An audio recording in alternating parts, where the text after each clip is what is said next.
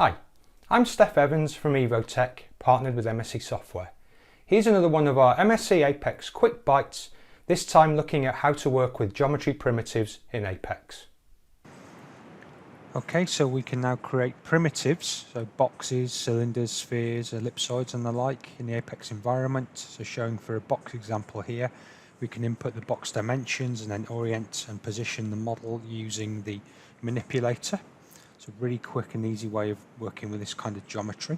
In this particular example, we're going to be using the box to partition the original bracket geometry to allow us to form some hybrid solid meshing.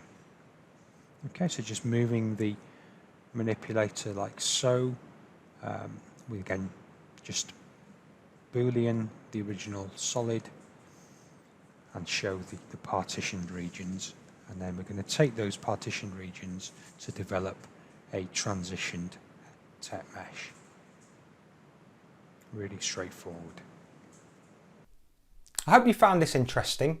If you'd like to develop your Apex usage, head over to our site where you'll find many online learning opportunities.